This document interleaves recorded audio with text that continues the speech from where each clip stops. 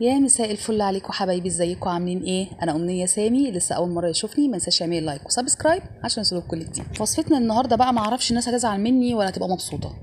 هي اكله مش كل الناس بتحبها قوي وهي السبانخ، بس انا واثقه النهارده بعد ما تشوفوا الفيديو ده الناس اللي ما بتحبش السبانخ هتعشقها. في ناس كتيره بتعملها بالحمص وبالرز، بس انا طريقتي النهارده هعملها باللحمه المفرومه. اللحمه المفرومه دي بتدي طعم مسكر كده وبتدي طعم للسبانخ رائع. انا فعلا عندي في البيت من يوم ما عملتها بالطريقه دي وكله عندي في البيت بيعشقها. فعلا لما بعملها بتخلص لاخر معلقه. والسبانخ اللي استخدمتها النهارده دي انا مخزناها في الفريزر، لما يجي موسم السبانخ وبيبقى حلو بخزن لي كيسين 3. ففي خطوه مهمه انا مش مصوراها في الفيديو دي هقول لكم عليها، ان السبانخ لما بتجيبيها بتجيبي حوالي مثلا حزمتين هتعمليها في الطبخ. بتجيبي الحزمتين وتغسليهم كويس وتقطعيهم طرنشات صغيره جدا. بتجيبي طاسه سخنه جامد قوي على النار وتبداي تنزلي السبانخ وتشوحيها كويس، هتبدا تنزل ميه كتير وتبدا السبانخ بقى تدبل معاكي. الورقه طبعا بعد ما كانت ناشفه هتبدا تدبل معاكي. بعد كده ابتدي السبانخ تحطيها في مصفى لحد ما تصفي ميتها تماما. بعد كده تستخدميها على طول، يا اما تخزنيها بقى في اكياس في الفريزر. ليه بقى بنعمل الخطوه دي؟ عشان السبانخ بيبقى فيها كميه حديد كتيره جدا فتتعب المعده، فبنقلل كميه الحديد شويه اللي موجوده فيها. هنا بقى هنبدا نعمل الطريقه بتاعتنا.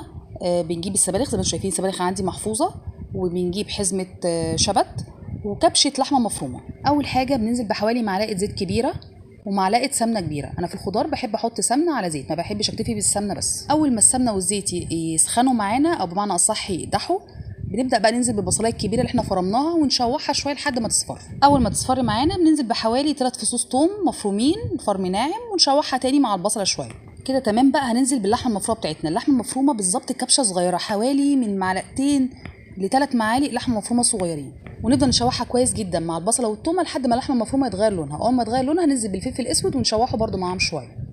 هنا خلاص اللحمه المفرومه بقت تمام. هننزل بقى بالصلصه بتاعتنا تتسبك شويه مع اللحمه المفرومه، وهننزل بمعلقه ملح صغيره، معلقه واحده بس عشان لسه هحط شوربه، واغطي على الحله لحد ما الصلصه بتاعتنا تتسبك. هنا خلاص كانت الصلصه سبكت خالص. هننزل بقى بالسبانخ بتاعتنا. هنا كنت بوريكم الصلصه مع اللحمه المفرومه ان هي اتسبكت كويس وده السمك اللي احنا عايزينه. هننزل بقى بالسبانخ بتاعتنا ونقلبها كويس جدا مع الصلصه، وبعدين بننزل بحزبه الشبت اللي احنا غسلناها كويس جدا وقطعناها قطع صغيره ونقلبها كويس جدا مع السبانخ والصلصه. هنا بقى بننزل بحوالي 3 كوبايات شوربه اللي احنا سلقناها بتاعت الفراخ لحمه اي شوربه انتوا عايزينها، ونغطي عليها بقى ونسيبها لحد ما يبقى سمكها كويس جدا وتبقى جاهزه للاكل. بتاخد حوالي نص ساعه على البوتاجاز. وعقبال ما تخلص بقى بنحمر الفراخ بتاعتنا. بحب احط سمنه على زيت وننزل بقى بتحمير الفراخ وكده الاكله بتاعتنا جاهزه. وطبعا كنت جهزت برده في الوقت ده الرز بتاعي والبتنجان المخلل، اهم حاجه جنب الاكله دي. نزلته قبل كده طريقته في الشورتس، ادخلوا شوفوه. ويا ريت تجربوا الطريقه دي في السبانخ، بجد هتعجبكم جدا. اللي ما بيحبهاش هيبدا يحبها وياكلها. هي برده بحس ان السبانخ دي من الاكلات السريعه لو انت عندك متخزنه في الفريزر زي ما انا كنت مخزناها كده.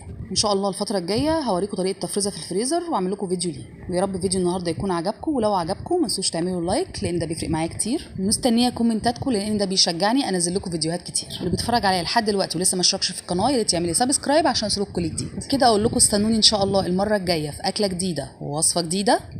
سلام.